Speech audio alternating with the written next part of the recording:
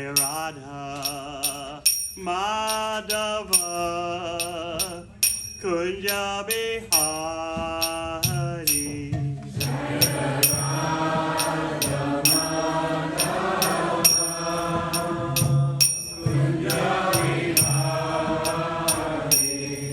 Jaya Radha Madhava Kunja Bihari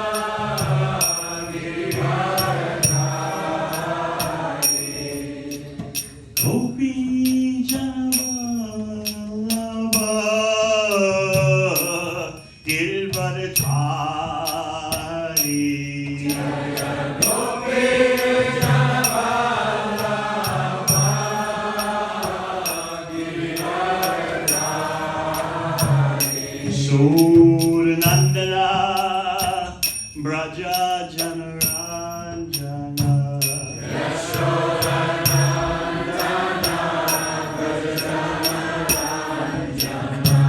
Yamuna Tira Vanachari Yamuna Tira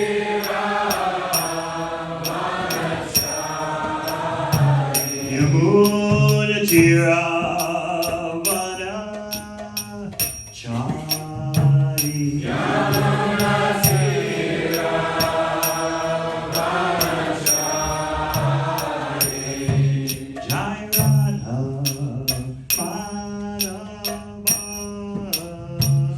Kunja Bihari Jaya Radha Madhava Kunja Bihari Jai Gopi Jana Vallabha Girvartari Jaya Gopi Jana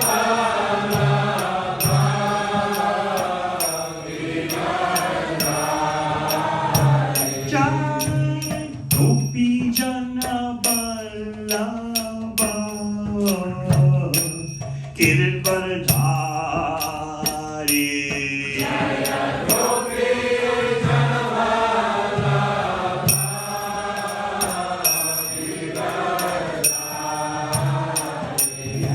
Yashodanandana Braja Janaranjana Yashodanandana Braja Janaranjana Yamuna Vanachari Yamuna Tira Vanachari Jaya Radha Madhava Kunja Bihari Jaya Radha Madhava Kunja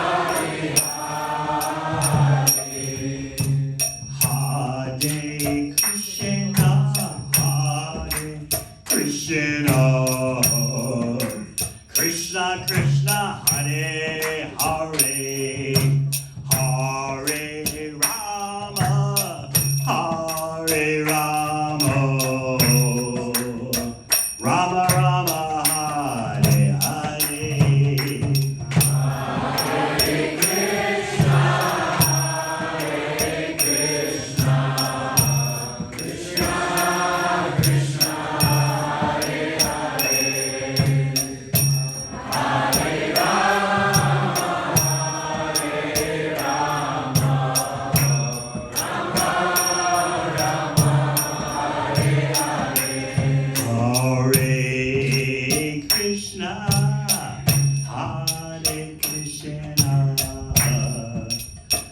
Krishna Krishna Hare Hare Hare Rama Rama Rama Hare Hare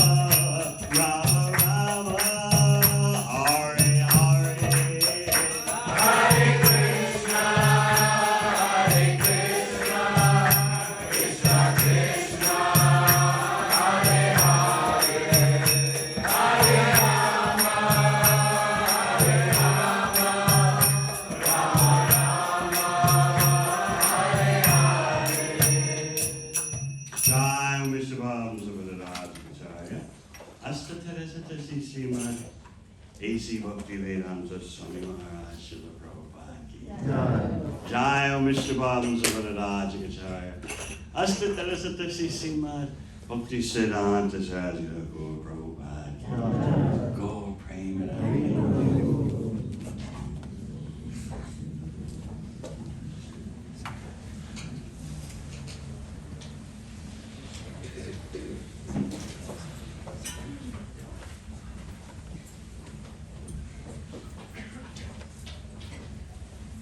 We'll continue today with discussing Maharaj Prataparudra, his determination, and the whole issue of seeing with the eyes. Who is qualified to see, and is seeing with the eyes sufficient?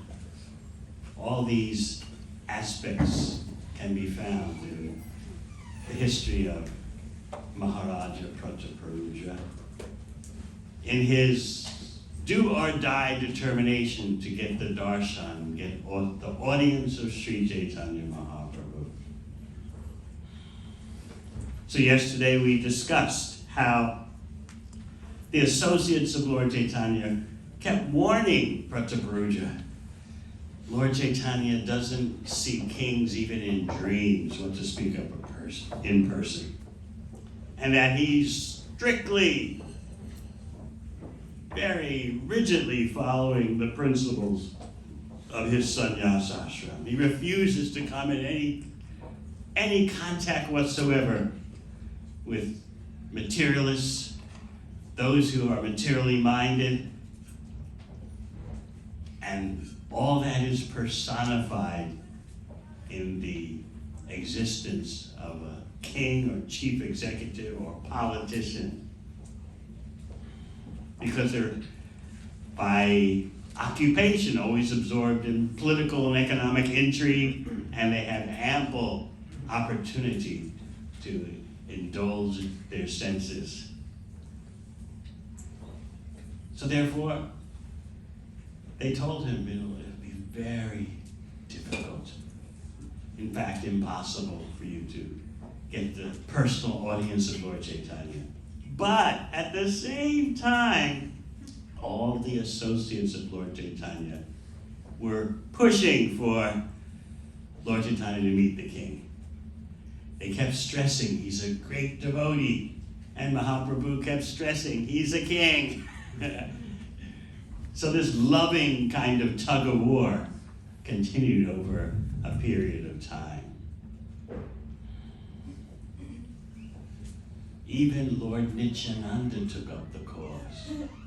You heard about how Ramananda Roy presented the glories of the king, that on your order I wanted to retire from all political activities as governor under King Prataparudra. But not only was I allowed to retire, but the king granted me full salary. In fact, as soon as I mentioned your name, I want to retire and serve Sri Chaitanya Mahaprabhu, the king went into ecstasy just upon one time hearing the name of Chaitanya Mahaprabhu. So that's the kind of personality Prataparudra Maharaj is. But Lord Chaitanya was holding fast. Although he did, remember the hint he gave Ramananda Roy? I remember Ramananda Roy, his most intimate associate along with Sri Damodar. He gave him a hint that because the king has love for you and has served you, surely in the future Krishna will bestow his mercy upon him. So that was a very loud hint that somehow or other something was going to be possible. You see, Lord Chaitanya was very concerned with setting a rigid example for the public. Sometimes Srila Prabhupada would be commented upon by mundane analysts that he's very conservative.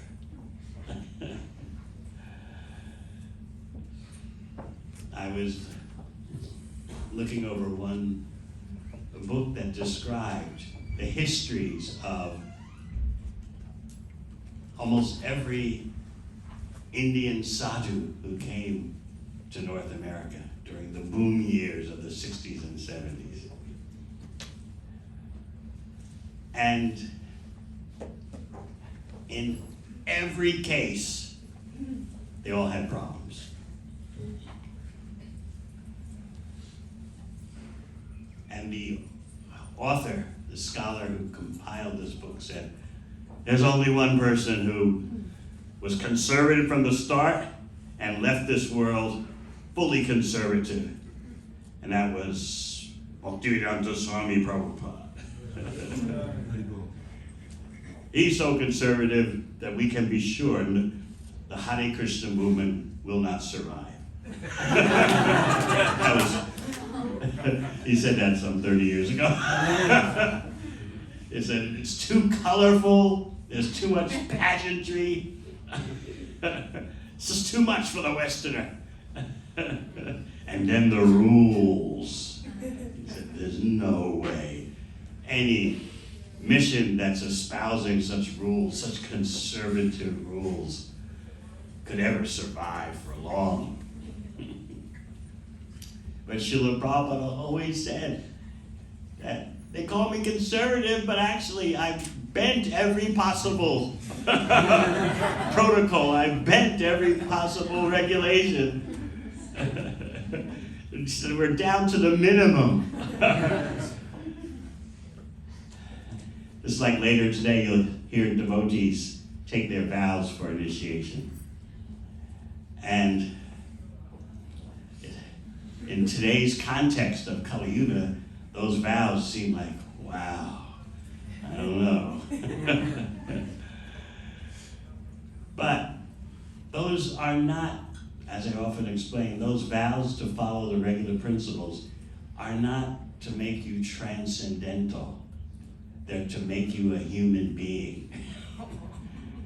So the Harinam Diksha, the initiation into the Hare Krishna mantra, involves promises to be a human being by following the 4 rules, and also promises to transcend by chanting Hare Krishna. So what we may consider to be very rigid and conservative, Srila Prabhupada considered that I've been completely liberal. He would say that if he told all the long encyclopedic list of Vedic protocols, behavior patterns, and regulations, he said you'd faint. But Lord Chaitanya wanted to show the rigid, strict standard to the umpteenth degree. And his followers, as we said the other day, his followers were always trying to, so to speak, mellow him out. Like, you don't have to be so austere. You don't have to be so rigid in your execution of sannyasa dharma. So this kind of benign, loving tug of war was going on between the two, Mahaprabhu and his intimate associates. So they kept pushing, very tactfully, the glories of Prataparudra. So yes, you heard about Ramananda Roy, explained how Prataparudra had facilitated Ramananda Roy's service to Lord Chaitanya by granting him retirement and a full salary in retirement. And then even Lord Nityananda took up the cause. Lord Nityananda met with the devotees, and they all made a plan. We will go see Lord Chaitanya to advocate Prataparudra's cause, but we won't mention directly that Mahaprabhu should see the king. This is Nityananda's plan. What we'll do is simply come before Mahaprabhu and start speaking of the good qualities of the king. He's being very tactful. So you would think, Lord Nityananda takes up my cause. Akabenitai chand karunahoini samsara vasanamora kadi tujabe. Narada Dasa sings. When will Lord Nityananda be merciful upon me so that my desires for material gratification will be reduced to insignificance, like the impact of a fly landing on your shoulder? So yes, Nityananda Prabhu took up the cause of Prataparudra, and he and the devotees went to see Lord Chaitanya. They had their plan. We'll not ask that he meets the king, we'll just talk about the king's divine qualities. So they came before Lord Chaitanya, and everyone just froze. They couldn't say anything. Lord Chaitanya was saying, yes, you've come to say something? And they couldn't execute their plan. They just were, even Lord Nityananda couldn't say anything. And finally, they blurted it out. They abandoned all their strategy and tact and just blurted out. If the king doesn't have your audience, he's going to renounce his position and just become a beggar in the street. And the devotees were presenting that this would be a great disaster because it's not the occupational duty of a king to step down and become a beggar in the street. Just like it wasn't Arjuna's occupational duty to not engage in the battle of Kurukshetra. This is even more of an impact that such a wonderful chief executive who's benefited his whole territory by serving Lord Chaitanya's devotees. He says, if I don't get the audience of Mahaprabhu, I'm not only stepping down, but I'll become a beggar in the street. So Nityananda and the devotees presented this to Mahaprabhu, and Mahaprabhu agreed to a compromise as suggested by Nityananda. At least give the king hope by sending him one of your personal garments. And so Lord Chaitanya agreed, all right, we'll do that.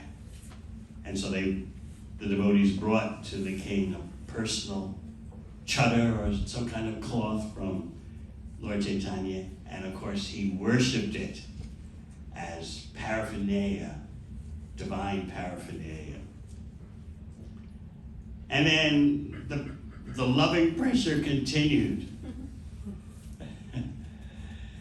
And they came up with another strategy, that Lord Chaitanya would meet the son of the king. Because according to the Vedic protocols, the son is the presence of the father. So they said, if you meet the son of the king, then that will also help to pacify him. So Lord Chaitanya met the son of the king, who reminded Lord Chaitanya of so much of Krishna by the physical presence of the young prince. And Lord Chaitanya embraced him in ecstatic love. This is hard for us to understand, that at the highest stages of love of Krishna, anything you see that reminds you of Krishna triggers ecstasy. Just like the devotee of Lord Chaitanya named Mukunda. He was a physician in his occupation. and he was the position of a king.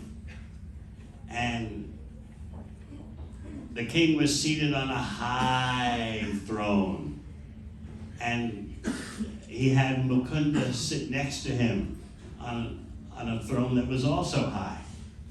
Evidently, Mukunda was had that kind of access to the king. And then someone comes in with a peacock fan and starts fanning the king. And what does Mukunda do? He falls off his high seat in ecstasy. Because why? He saw the peacock fan, which reminded him of the peacock feather on top of Krishna. So he immediately just falls off onto the floor in ecstasy. And the king asks him when Mukunda emerges from his ecstatic trance, "Oh, what's going on here?" And Mukunda just says, I think it was an epileptic seizure." But the king was thinking, this is something very special. So just by Mahaprabhu seeing the son of the king, who had some resemblance to Krishna in appearance, Lord Chaitanya went into an ecstatic consciousness and embraced the young boy. And then what happened? The young boy went home, and his father embraced him, and then Prataparudra, the father, felt ecstatic love. This is more contagious than COVID.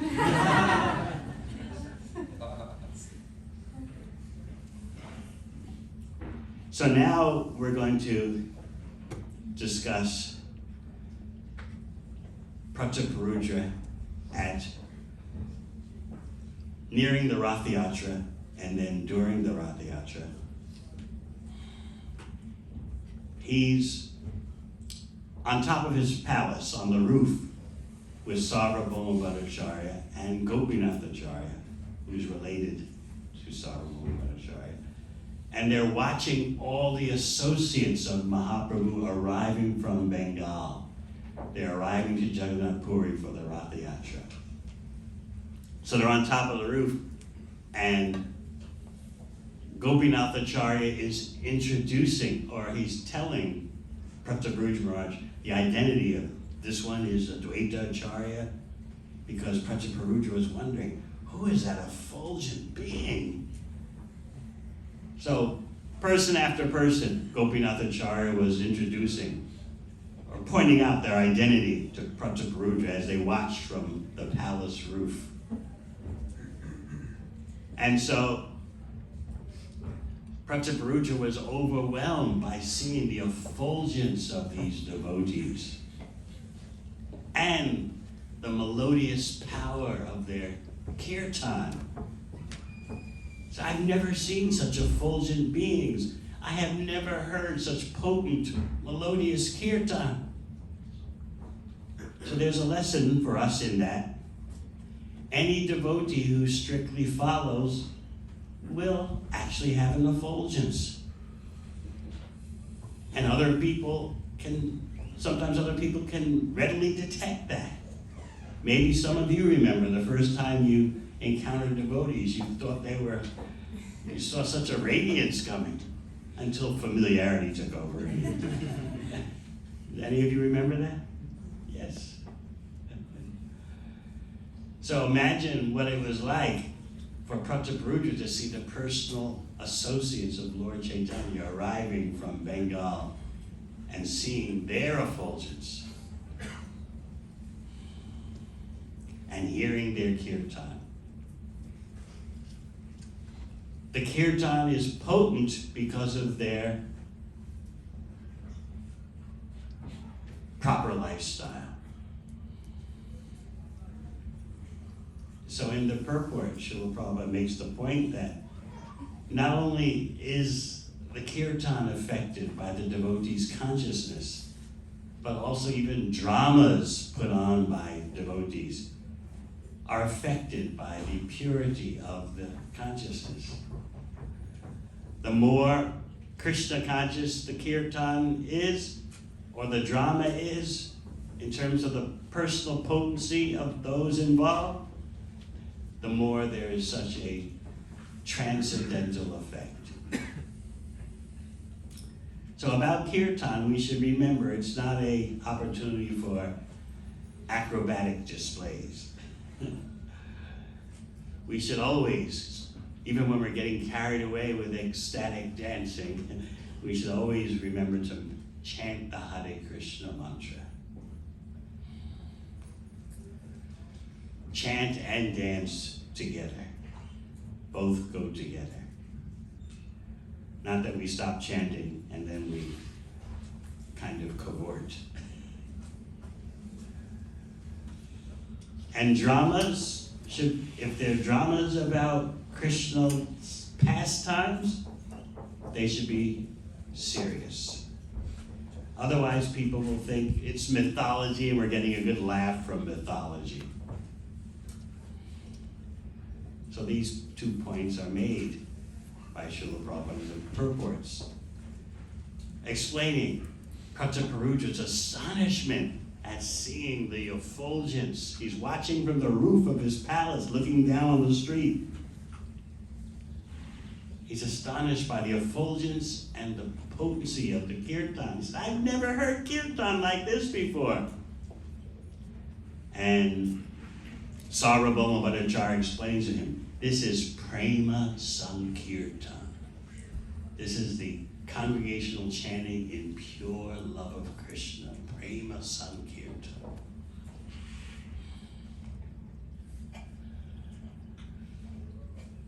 This is the method for the age of Kali. And anyone who doesn't take shelter of this pure kirtan is a victim of Kali Yuga. Just think of that. No one likes to be a victim. You want to feel that you're in control.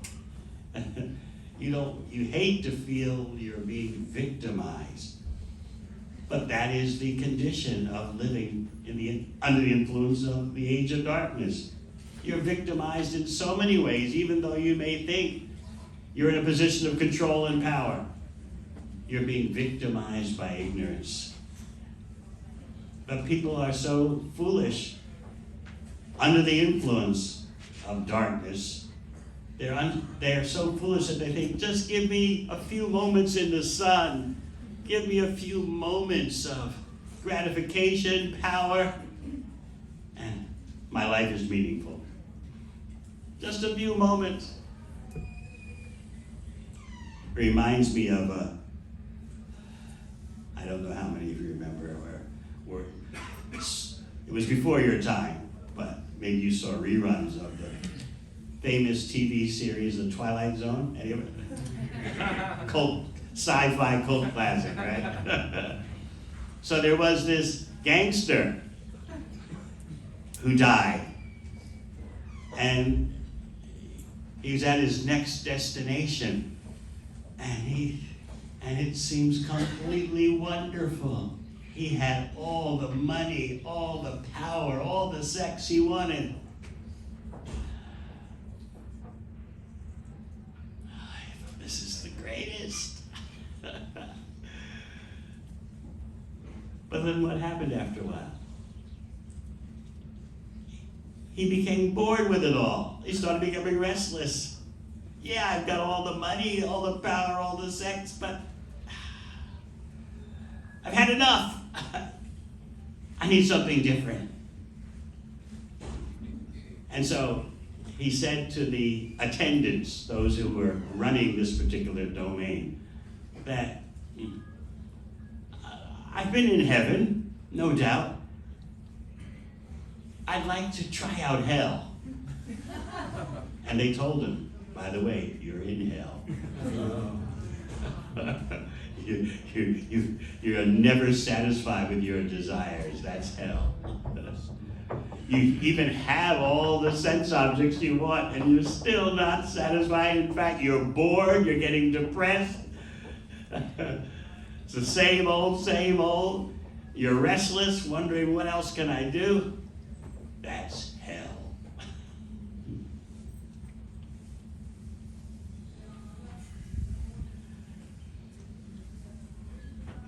So this is what it means to be a victim of Kali Yuga. You don't see it, that your desires, your material desires, can never be fulfilled. You can't see that. You keep trying, you keep trying, you keep trying.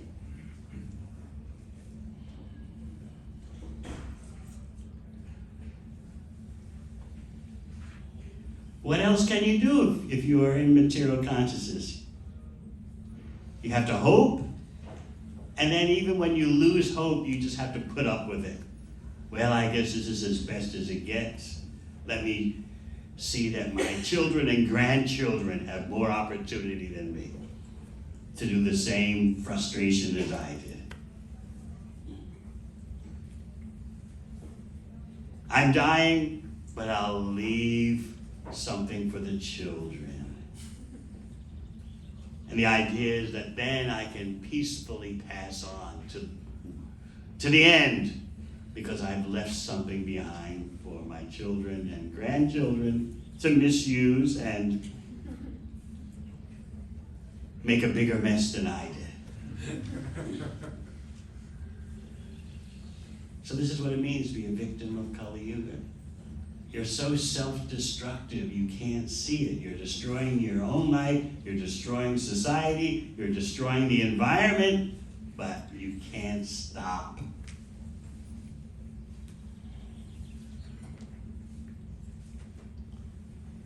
What's considered to be the greatest development of the 20th century, the greatest thing in terms of impact that human beings have done in the 20th century, the previous century?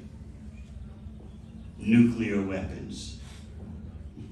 People are already, everyone's dying, but now we have figured out a way that millions of persons can die instantly.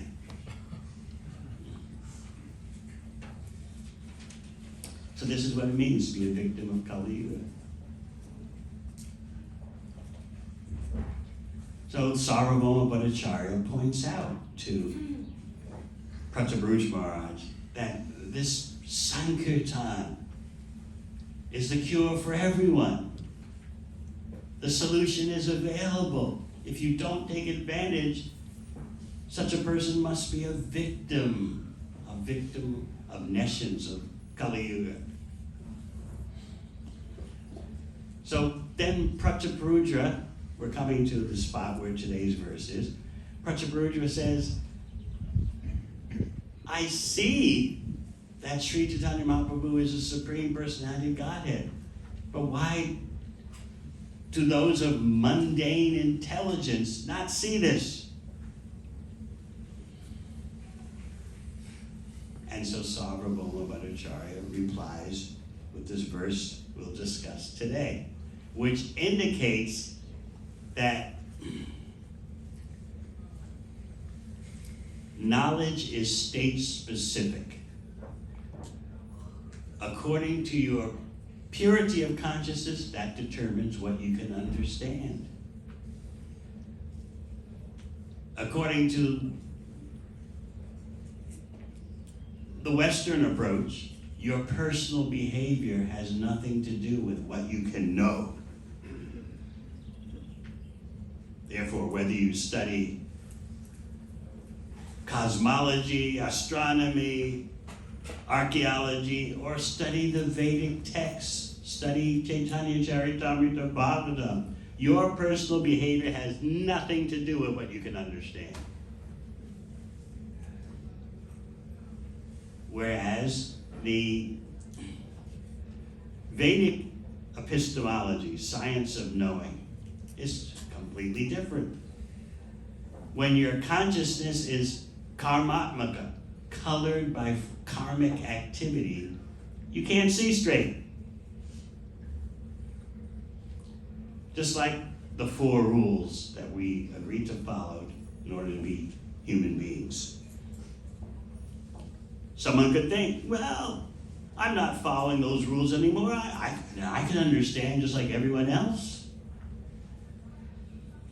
This is the covering of the illusory energy. That you think it's normal and that all your faculties of perception and cognition are functioning just the same as before when you were following the regular principles. Meanwhile, look at your actions. You're totally deluded in pursuing immediate gratification. You've forgotten what is your spiritual identity and what is your prime mission in life. You're covered, but you don't see it. This is why Krishna explains in Bhagavad Gita, Daivyesha Gunamai, Mama Maya Dharaya. There's a covering potency. The illusory energy covers your intelligence. You can't understand this deluding energy without knowledge and your own personal purity. It's your personal purity that allows you to get realization and experience from the knowledge. So again, we have a clash between, you could say, Western analytics and the Vedic analytics. The Western analytics is, your personal behavior's got nothing to do with it. If you're brilliant, you're brilliant. Whereas the Vedic science is that according to how you situate yourself in the modes of nature, that determines your conceptions, your vision, your perception. So someone under the influence of Rajaguna and Tamaguna, passion and ignorance, will see differently from someone who's under the influence of Sattvaguna, mode of goodness. And what to speak of someone who's aspiring for beyond the material mode of goodness. They see the world differently. In Bhagavad Gita, Krishna explains, Triveda Bhavati Shraddha.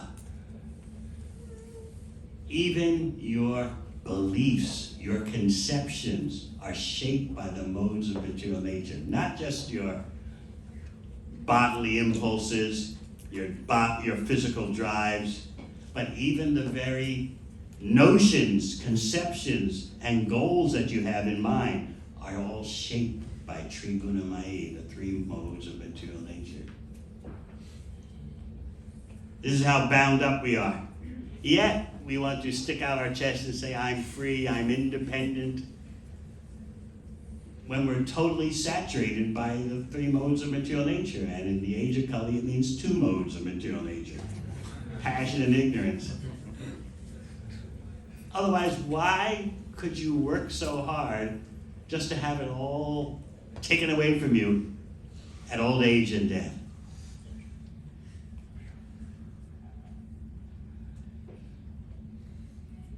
One example comes to mind. One former president of the USA for 2 terms, and some decades ago,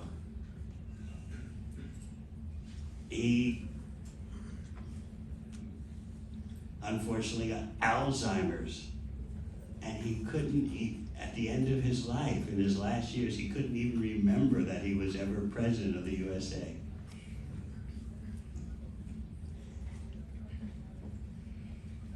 As he went deeper into Alzheimer's, before he totally forgot that he was ever president, he said, I'm heading into the sunset of my life, but the American sun will shine forever. And then he totally forgot that he was ever president. So you may say, oh, well, that's just a special case. These things do happen, but my program for enjoyment will move on. My career goals will move on. Maharaja keeps reciting these extreme examples, but we'll be different. Here's another so-called extreme example for you. Let me explain it in the way that New Zealanders can understand it, because it involves something in the USA. There was this topmost professional athlete. So much fame, so much acclaim.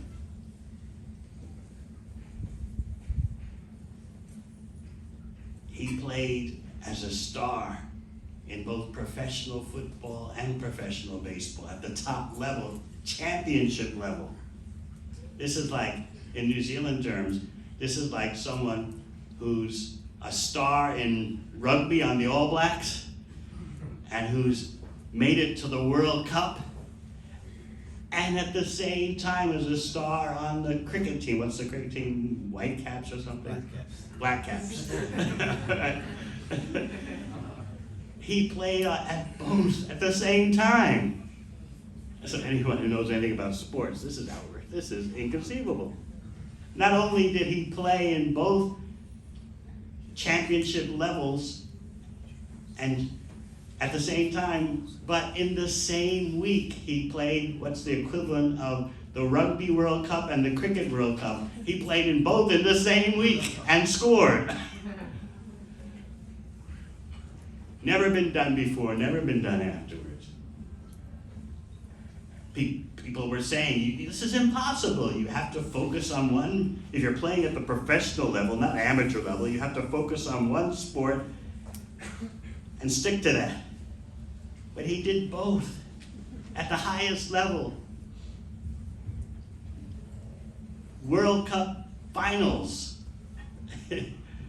for both sports in the same week. He just went back and forth. Yet he said, I was so miserable. After he retired, he became a top sportscaster for the whole nation. He had everything. But he said, I was so miserable. Nothing could satisfy me. I had all the money, all the sex. Nothing could satisfy me. And so one day he decided to drive his car off a cliff and kill himself. But he survived. He drove off like a 30-foot or 10-meter drop. He thought, I'm going to end it all. Nothing satisfies me. So you might say again, well, that's an extreme example, right? Give me all that money, give me all that fame, I'll know what to do with it. That's the way these devotees do. They bring up these extreme examples to scare you. Well, we know the average person, does have some good days, Not all bad. We're so conditioned to temporary, momentary happiness. And we allow that to distort our whole perception. This is the influence of mode of passion.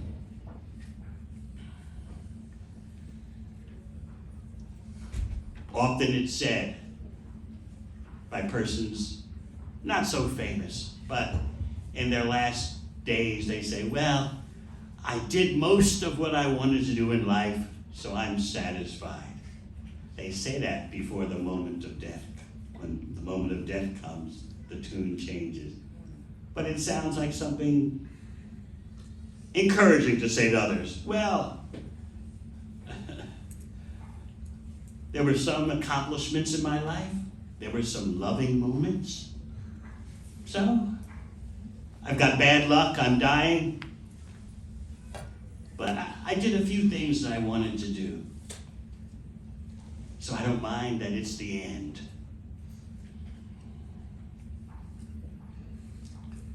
This is the effect of Kali Yuga, that we can have such crippled thinking, squandering the value of the human form of life, which is meant to stop taking another material body.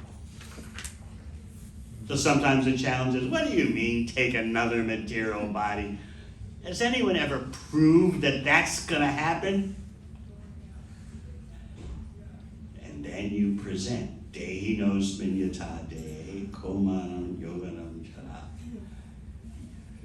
And people will sometimes fight back at that example. Oh, you say that a child becomes a boy or a girl, and then becomes a teenager, and then a young adult, and then old, and then dies. But why does that example mean that after death you get another body? I don't see it in that way.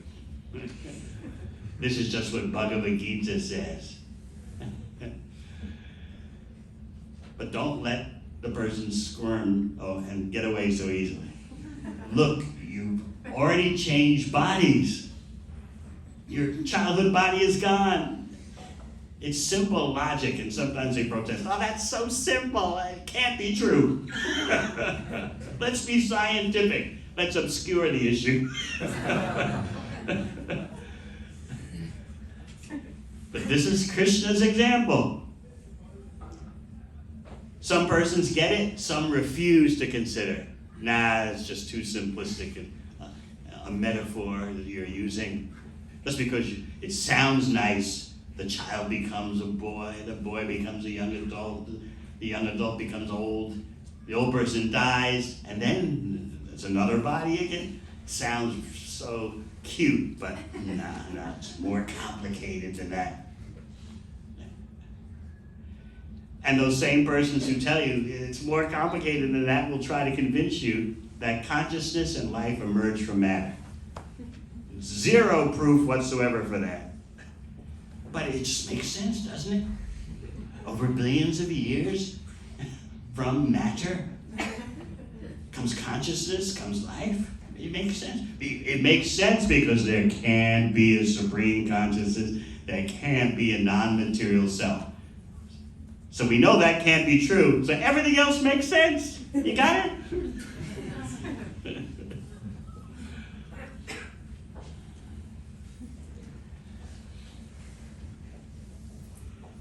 In the 5th canto of Srimad Bhagavatam, Lord Rishabdev says, Parabhavasthavadabo chajato yavandu yasita atmatapam karmatmakam. He points out that your whole life is a defeat unless you make inquiry into the supreme absolute truth. You've got to escape your mind being colored, distorted by karmic activity. You've got to get out of that if you're going to understand what's going on. So Prataparudra's question to Sarvabhauma Bhattacharya was, why can't persons of mundane intelligence understand what's going on? And Sarvabhauma Bhattacharya is going to explain that unless they have engaged in devotional service and gotten just a particle of Krishna's mercy, you can't understand what is spiritual, what is material. You can't understand the Supreme Personality of Godhead. Now, some people will say, oh, this is just old-fashioned, stodgy Hindu taboo. That you need to behave in a certain way if you're going to understand Krishna. No, it's all up to me and my scholarly ability. Never mind my personal habits. I can see whatever you're seeing. But I've been watching the devotees in the evening chanting and dancing. And they're just saying over and over again, 3 words, Hare Krishna Rama. Are they dummies? They're tasting something by the tongue and the ear. And therefore they can go on chanting, go on chanting. We had some guests last night, 2 elderly ladies who owned one of the nearby properties, Strepian, that some devotees are staying at. And I was watching when one of the old ladies got up and came to the front of the kirtan. I told her, I raised my hands, indicating her raise her hands. She raised her hands. Because she entered into the association of devotees with an open mind, she was able to participate in the kirtan.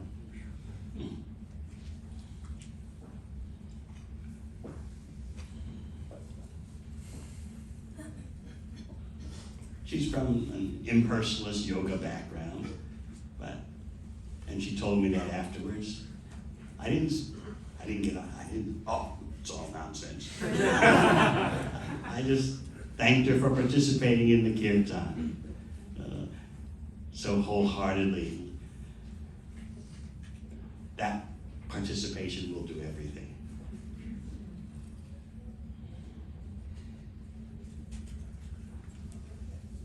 So Sarvabhauma Bhattacharya is going to explain that if you haven't ever engaged in devotional service, even in the slightest, you can't understand what's going on. This is why, remember when Prataparudra first said to Sarvabhauma Bhattacharya, I want to meet Lord Chaitanya? And Sarvabhauma Bhattacharya told him it's practically impossible, but he said, here's some service you can do. You can provide facilities, living quarters for Lord Chaitanya. And the king jumped on that service with his chief executive proactivism. I know just what to do. I know just the place. This is a peaceful, this is a quiet place for him. He did service. And then later, we'll hear about how when it came time for Ratha Yatra, Prataparudra took a broom with a golden handle and swept the street in front of the Rath cart. Now you with your Western so-called culture might say, well, big deal, you know. But from the Vedic viewpoint, sweeping a street is considered a very unclean task because all kinds of things are on the street, you know. And it's certainly not what someone who's the chief executive does. But Prataparudra did that. He swept the street in front of Lord Jagannath's cart, and Lord Chaitanya watched that and noted he's engaged in menial, humble service.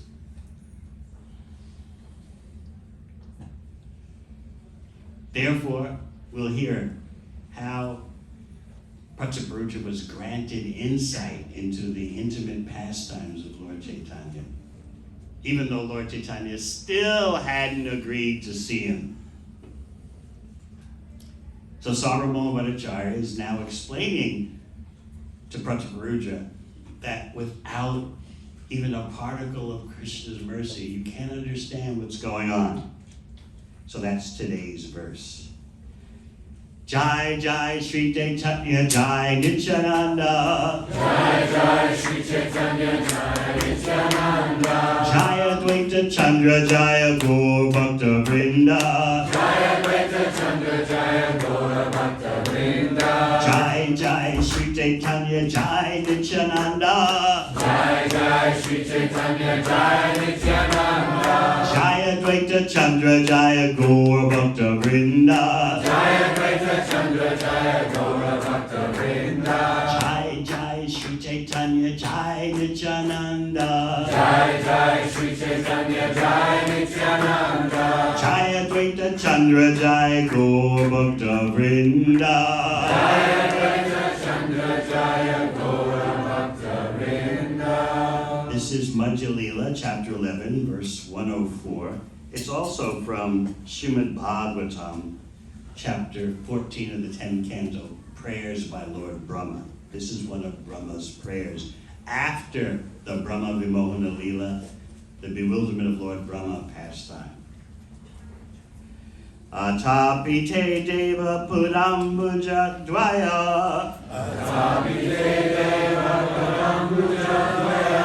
Prasada leshanugrahita evahi. Prasada leshanugrahita evahi. Janati tattvam bhagavan mahimno.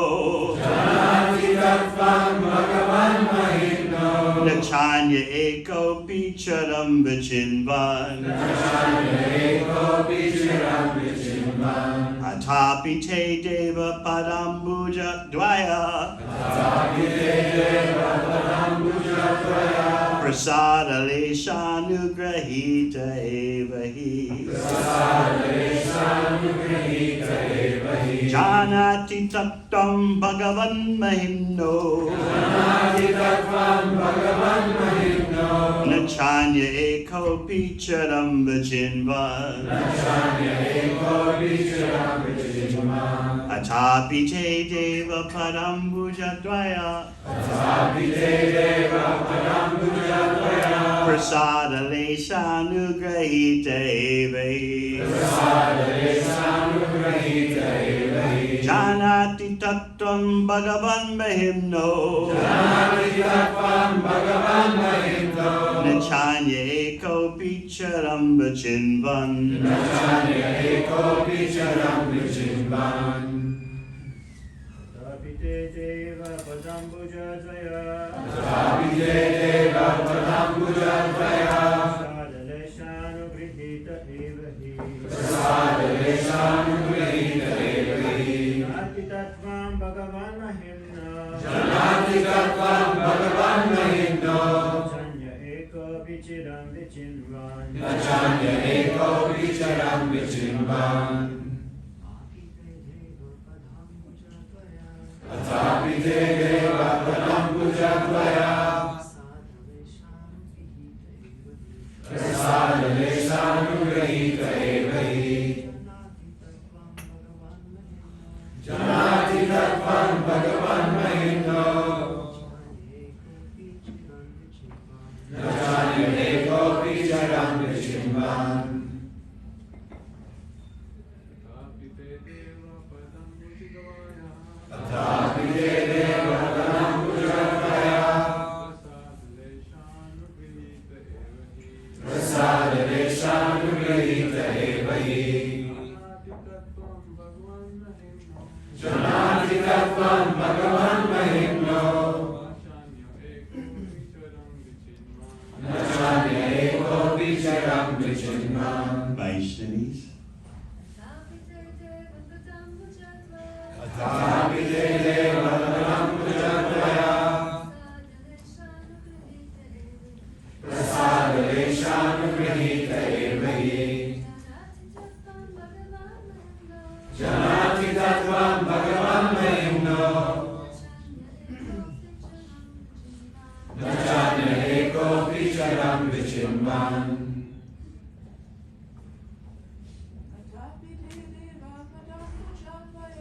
Tapite Deva Padambuja Dvaya Prasadaleshanu Grihita Evahi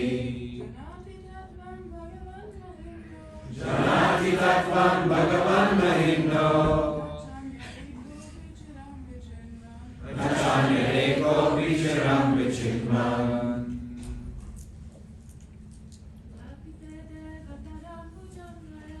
Tapite Deva Padambuja Dvaya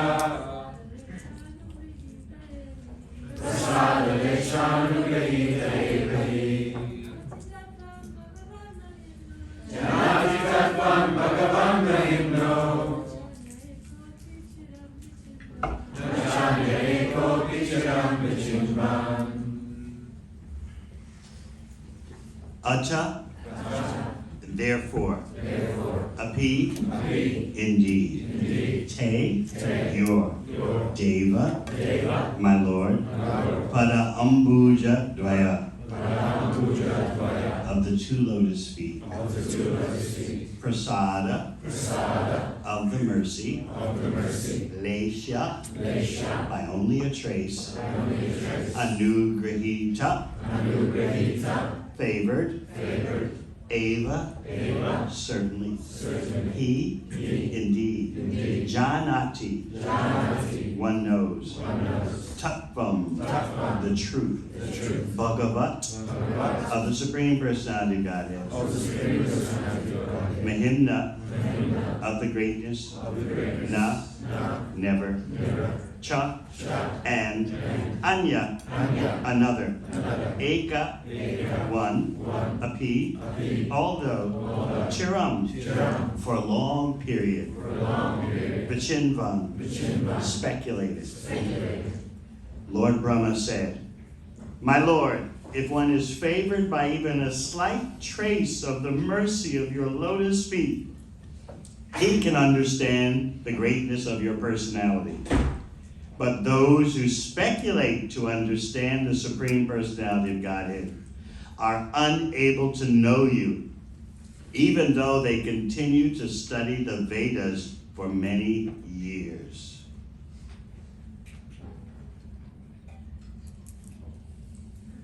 Om Agana Chimadandasya Gyananjana Shalakaya Chakshunvalitam yena tasmai Shri Gurave Namaha. Jai Shri Krishna Chaitanya Prabhu Nityananda Shri Advaita Gadadhar Sivasadi Gaur Bhakta-vrinda. Hare Krishna, Krishna Krishna, Hare Hare, Hare Rama, Rama Rama, Hare Hare.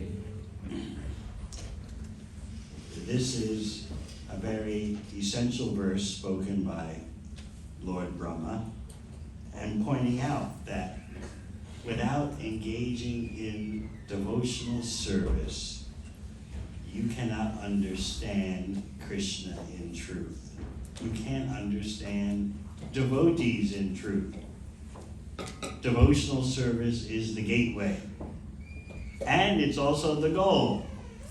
So you're performing some kind of service for Krishna's pleasure. That's not a throwaway, that I'm doing that now and then I'll attain a perch, a position of spiritual status, and I won't do devotional service anymore. This is impersonalism. That you can adopt various chanting, even here impersonalists will chant Hare Krishna, just like the ladies last night, we chant Hare Krishna. But the goal is, you are Brahman, you are the ultimate, and the ultimate is you. So therefore you can, according to that impersonalist concoction, which is not supported by the Vedas, it's a twist on the Vedas that's become especially popular in Kali Yuga. According to that, you choose any celestial personality. Brahma, Shiva, Vishnu, Durga, this one, that one. They're all just portals to the divine. And the divine is formless, shapeless, personalityless, activityless. But we have these portals of the material world. So they consider Krishna to be a material personality. Any personality has to be material. There's no doubt about that. Why? Because it has to. You choose whatever portal to the divine you want, whatever attracts your material intelligence. You like Durga? Fine. You like Shiva? Fine. You want to meditate on a candle, on a stone? Fine. Whatever works to attain the ultimate goal of you being the ultimate. So if we consider that devotional service is just something I do when I'm a young devotee, until I wise up and understand you don't have to engage in devotional service. If we consider that in that way, we're being influenced by impersonalism. Because devotional service is the means and the end. You're chanting Hare Krishna for what purpose? You'll chant. To chant more Hare Krishna.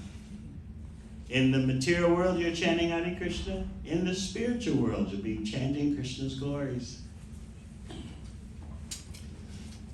All the arts actually emanate from Krishna's intimate consorts, the gopis. They're the most expert at music, drama, dressing, decoration.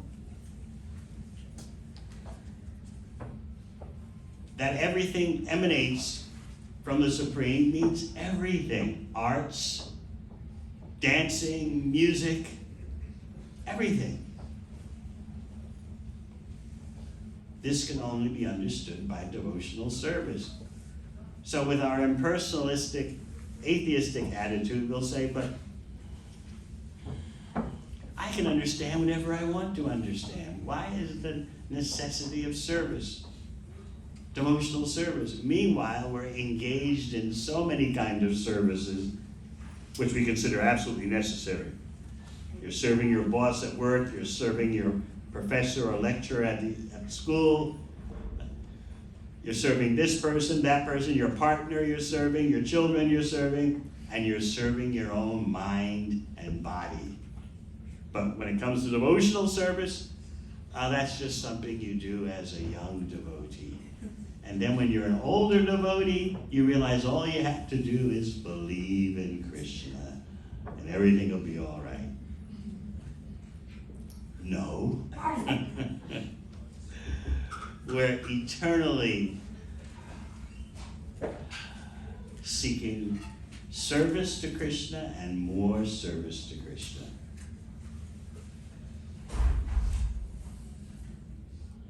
With just a slight devotional service, inconceivable things can happen. Just like with the book distribution, it may sound to outsiders like you're just collecting money. It can seem that way to someone who doesn't understand.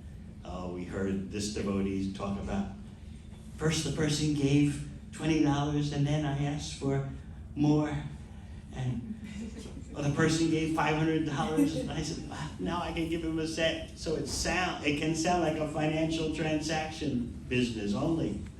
But no, it's a devotional service enterprise.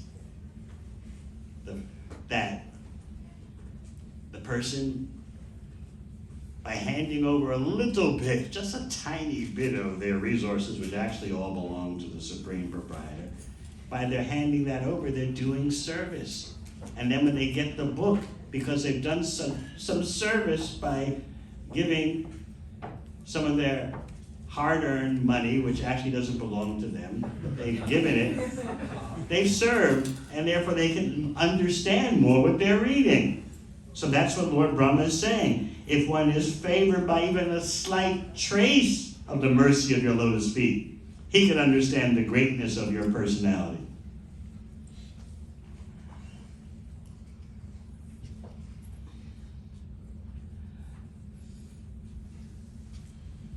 Even though the person doesn't understand the magnitude of what they're doing.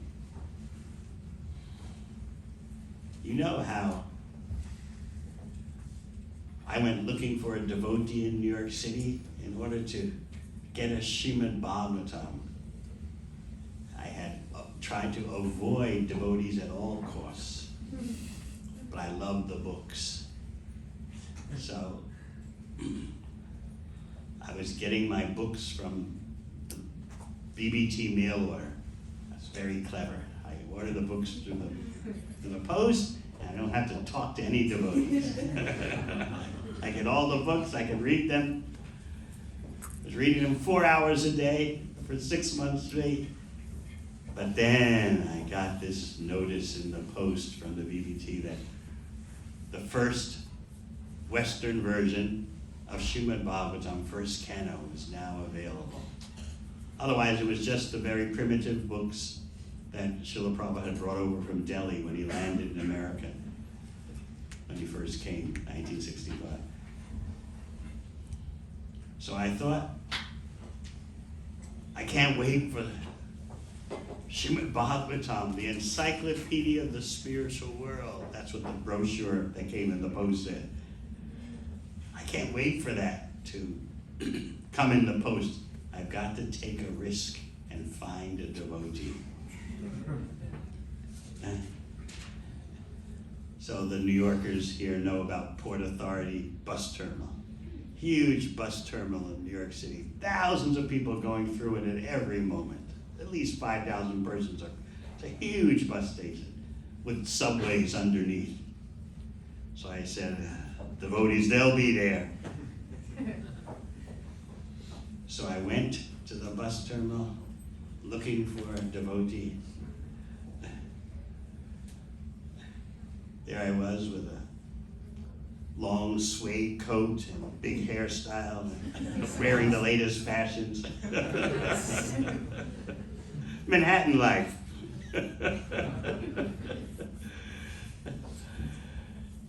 So I saw this devotee and I said, let's see if she stops me. So I walked past her once, walked past her twice, she didn't stop me. I guess I didn't look like a likely candidate. Pseudo-sophisticated Manhattan dweller So I decided to walk up to her and ask what I thought was an ordinary question. I just walked up to her and said, "Do you have Srimad Bhagavatam?" And her eyes jumped, but then she caught herself real quick and just very coolly and calmly said, "How do you know about that?" And I said, "I'm not here to answer questions."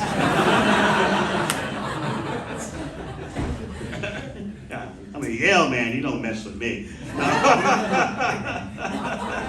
I'm not here to answer questions, I just want to know if you have the book. Anyway, you know what happened. After a half hour or so, I had given as a donation, in today's financial value of the dollar, I had given $10,000. I didn't know that I was doing devotional service. I'd never given in charity in my life. Somehow or other, I did it. And then 2 weeks later, I was going through Port Authority bus terminal to visit some friends who were in New Haven in the class behind me at the university, hadn't graduated yet. And again, the devotees stopped me. And I said, "Oh no!" And they said, "Oh yes."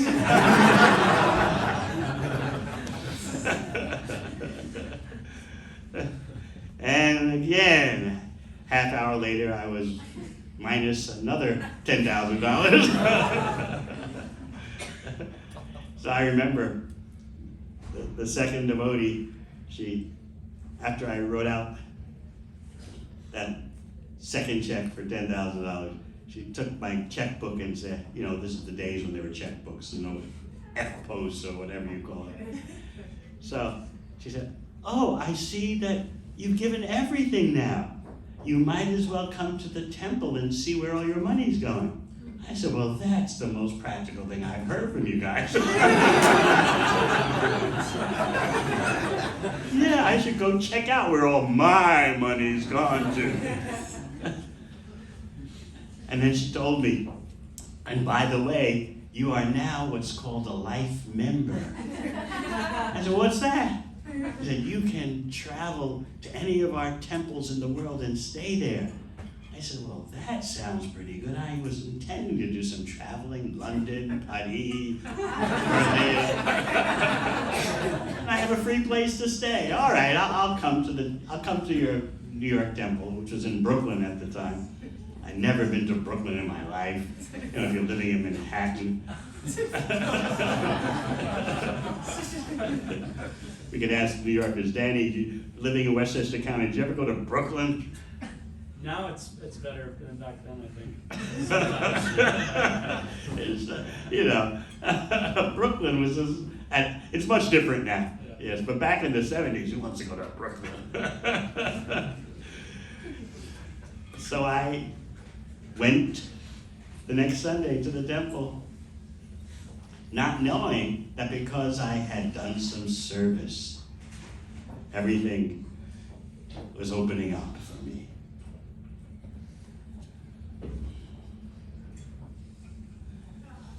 So this is what Lord Brahma is explaining. Just a slight trace of the mercy of your lotus feet. Then such a person can understand the greatness of your personality. So how did this manifest in the life of Prataparuja Maharaj? Remember, he had arranged living facilities for the associates of Lord Chaitanya coming from Bengal to Jagannath Puri. And remember, all these personalities they're in the historical record, but not their ecstatic love of Krishna and their prema sankirtan. What mundane historian is going to be able to capture that or think that's significant? Just like we have our festival team here, headed by Guruvani Devi Dasi, and now the daughter, Guruvani's daughter, Radha Priya, is helping out arranging the festival. arranging facilities for so many devotees, organizing this whole event. So in the same vein, King Prataparudra did that for the associates of Lord Chaitanya. And then he went further. He swept the ground in front of the Rath cart. A very lowly, what was sociologically considered a very lowly activity. Street sweeper. He took that up for the pleasure of Lord Jagannath. All right, it wasn't a regular broom, it was a golden handled broom. But still, sweeping the street is sweeping the street. And he did that. And Lord Chaitanya was noting, not only has he created facilities for devotees, but he's sweeping the street in front of Lord Jagannath. So how did Mahaprabhu's noticing this effect come to effect in the Rath Yatra? King Prataparudra was endowed with the special vision to see the most confidential activities of Lord Chaitanya. How he would dance, Lord Chaitanya would dance in front of Lord Jagannath, and Jagannath would stop his cart to watch Mahaprabhu dancing. So what's so special about this? Lord Jagannath is the Supreme Personality of Godhead. Lord Chaitanya is the Supreme Personality of Godhead. There's oneness, yet there's variety at the same time.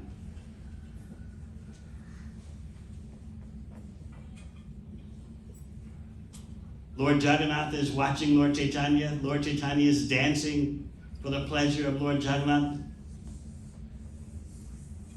Both are the Supreme Personality of Godhead in different manifestations. So King Prataparudra could see this astonishing, inconceivable sight. He could see the oneness and the difference happening at the same time. The difference is there for the tasting of variety. Therefore, you could say Lord Chaitanya is the moving Jagannath, and Jagannath on the Rath cart is the stationary Jagannath. So there's undeniable difference in terms of variety and oneness at the same time. So Prataparudra could see this. And then what else could he see? There were 7 kirtan parties by Lord Chaitanya's arrangement on all sides of the Rath cart. Some parties in front, some parties behind the cart, parties on each side. 7 parties. Prataparudra could see Lord Chaitanya dancing in each party at the same time. Just like Krishna expands himself during the Rasa Leela to put himself in between every 2 gopis while dancing in the center of the Rasa Mandala with Srimati Radharani. And each gopi is thinking, Krishna is just with me. Or in Dwarka, Krishna expands himself into 16,108 husbands with 16,108 palaces. So Prataparudra could see Lord Chaitanya dancing in each one of the 7 Sankirtan chanting parties at the same time. And each Sankirtan party thought, Mahaprabhu is just with us. They couldn't see that Mahaprabhu is simultaneously dancing in each of the 7. But Prataparudra could see that.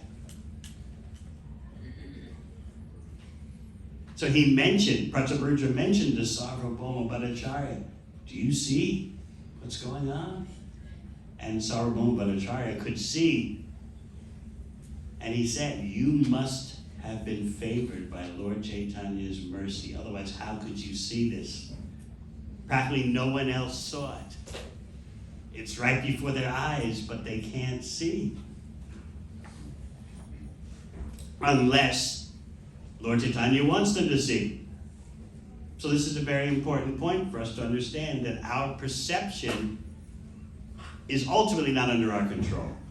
You see what Krishna wants you to see. If he doesn't want you to see him or understand him, you can't. And this sounds revolting to the Kali Yuga intellect. What do you mean that I can't understand if Krishna doesn't want me to understand? Just give me the book. I study all kinds of books. History, chemistry, nuclear physics, Chaitanya Charitamrita. What's the difference? You simple devotees think you understand. Certainly I can understand.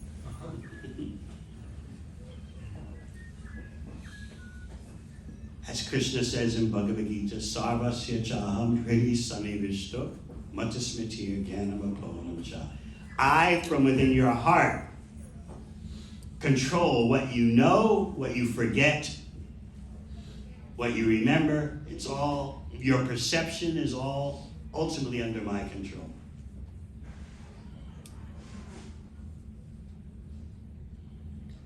Now, if you want to present yourself as an independent, autonomous resident of Kali Yuga, this sounds revolting. What do you mean? I see what I want to see.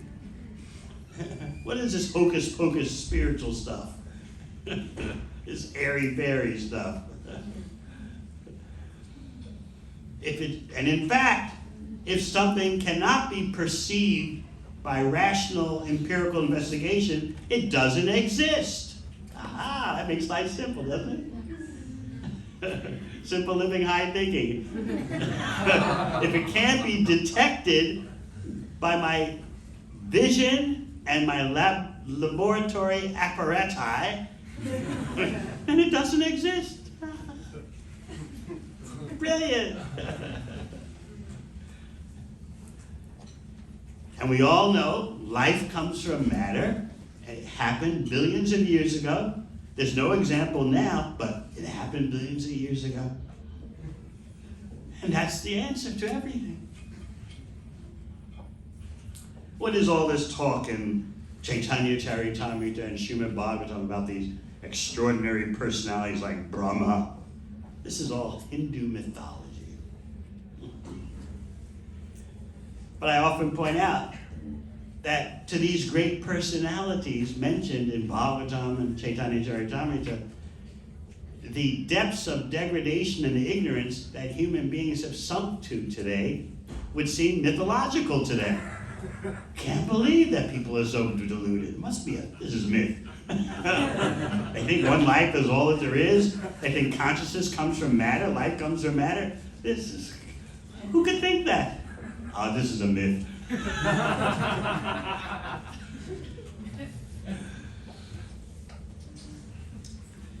So Prataparuja could see, and Sarvabhauma pointed out to him, you have obviously been endowed with a particle of Lord Chaitanya's mercy because you can see all this.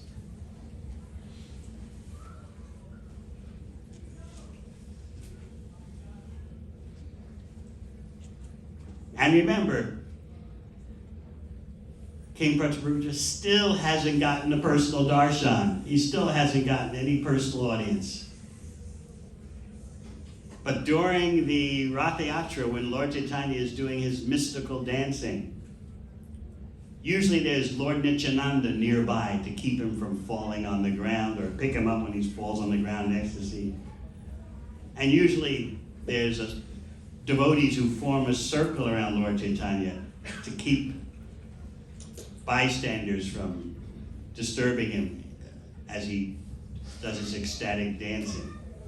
But this time, no one was around, none of these leading personalities were around when Lord Chaitanya falls to the ground in ecstasy right at the feet of Prataparuja Maharaj. And Mahaprabhu was lost in ecstasy. Lord Chaitanya manifests three phases of consciousness: external, internal, and in between. So now he's totally lost in internal consciousness in the ecstasy of love of Krishna. In his dancing, he falls at the feet and it's at the feet of the king. And what does Prataparuja do? well, what would you do? He just picks Lord Chaitanya up from the ground. And then Lord Chaitanya looks at him, oh no! I have been touched by a sense enjoyer. And Prajaparuja is horrified. I'm finished. I have been touched by a sense enjoyer. A person totally involved in political, economic, and sensuality. My life is ruined. But then the devotees next to Prajaparuja told him, this is Lord Chaitanya setting an example for the general public. But obviously he's pleased with you. But he's creating an external presentation so that people will understand that association with materialists is very deadly. So, but don't condemn yourself. Don't think you have to jump into the river now.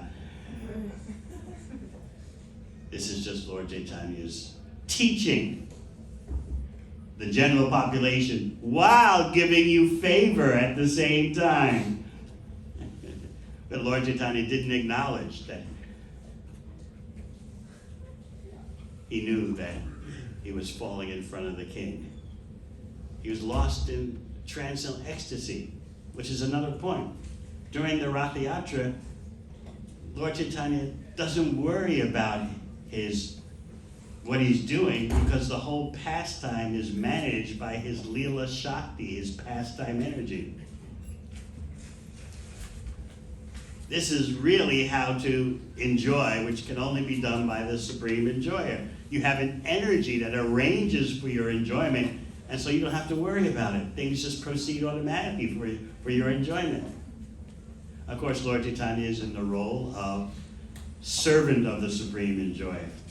But sometimes he reveals himself to be the Supreme Personality Godhead, sometimes not. But in any case, during the Rath Yatra, when Mahaprabhu is losing himself in ecstasy, his pastime energy arranges so that the Rath Yatra goes on. In other words, generally when you think you're happy, that you are very concerned that things go on in a certain way. And in fact, you have to be involved with your own happiness. But the Supreme Personality Godhead has energies to accomplish all that. So, because the energies are managing the whole situation, Lord Chaitanya can just be lost in ecstasy. No worries. This is the true no worries program. The Leela Shakti handles everything. Just like in Vrindavan, the Yogamaya arranges for the meeting of Krishna and his devotees.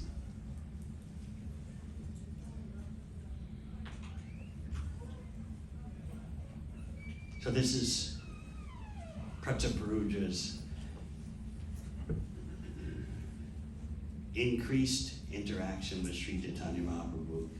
And remember, still Mahaprabhu hasn't met the king directly. But all these things are going on. The culmination we'll discuss tomorrow. The devotees had told the king, during the Rath Yatra, there's going to be a break midway at a garden. And Mahaprabhu will enter that garden to rest in ecstasy. And you don't dress as a king. Go there in ordinary attire. You can go there while he's resting in ecstasy and recite Srimad Bhagavatam. Particularly recite the 5 chapters about Rasa Leela.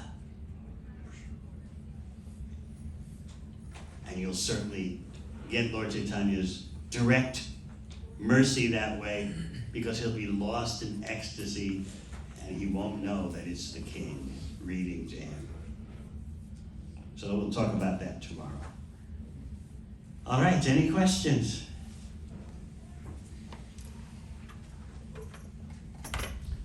Yes. Hare Krishna, Maharaj. I was wondering, thank you for your talk. How can we tell the difference between what is devotional service or what is actually our sense of enjoyment, because sometimes I don't know. That's why we need a spiritual guide to be able to discriminate between what is material and what is spiritual. We need the association of devotees, because even we may start on the bhakti path, but if we lose association with devotees, we also